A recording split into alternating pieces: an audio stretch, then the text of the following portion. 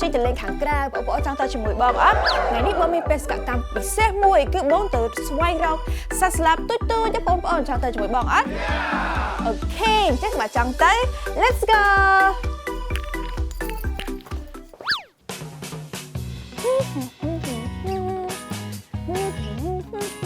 អូយស្អាតហើយសួនច្បារដល់តំណបងអង្គុយចុះសិនការក៏អូបមែនតើអូមួយអំបៅស្អាតមែនតើឡើងឆើមួយអំបៅភាសាអង់គ្លេសហៅថា butterfly B U T T E R F L Y butterfly យកទូរស័ព្ទថត selfie សិនកុំឲ្យវាទៅតូន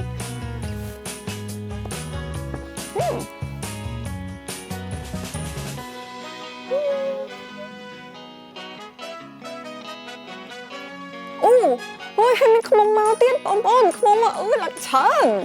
B ខ្មុំ B Eថា selfie ទៀតសិន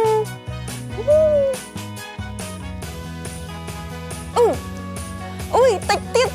ខ្មុំនេះស្មានតែ slow ចិត្តតិចដែររត់ទៅនឹងបានទេខ្មុំមិញតែបាត់អស់នៅតែបាត់អស់ហើយកុយវិញទៀតសិនកន្លែងអង្គុយឡើងតំណងតោះតែខ្មុំតែមិញនេះតែឥឡូវវាទៅបាត់អស់លេងអីវិញហី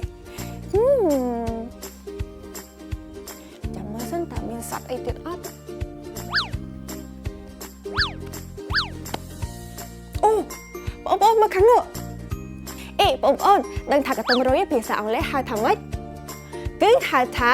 dragonfly តិចបងប្អូនច្រឡំថាមៀកហោះមែនទេភាសាអង់គ្លេគឺហៅថា dragonfly D R A G O N F L Y dragonfly ចូលទូរស័ព្ទមកថតទៀតសិនទុកផុស Facebook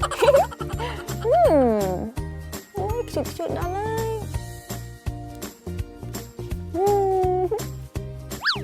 នេះអាកាសធាតុល្អចឹងអង្គុយអានសភៅល្អនេះសភៅមកអានដែរតាអានសិន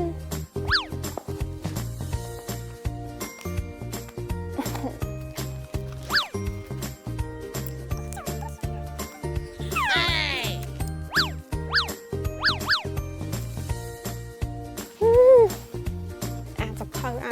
មួយដេកពេកដេកសិន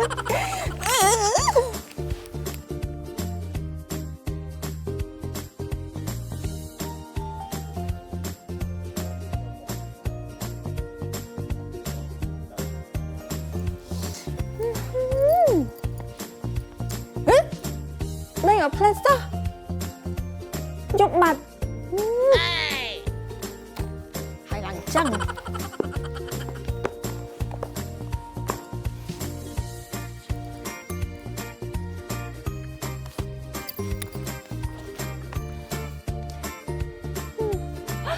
អូបងស្អីគេនៅលើមេឃផ្លែអានេះគេហៅសត្វអីគេទៅបងប្អូនសត្វអីគេសត្វអំពិលសត្វអំពូលភ្លើងអូនឹកឃើញហើយគេសត្វអំពិលអំពែកឡើងស្អាតសត្វអំពិលអំពែកភាសាអង់គ្លេសហៅថា firefly F I R E F L Y firefly ឡើងស្អាតអាននៅលើអំពើឡើងច្រើនដល់ពេលនៅក្រោយសិតតែមុខយ៉ាប់មែនមុខភាសាអង់គ្លេសហៅថា mosquito M O S Q U I T O mosquito ខំឡើងឈឺ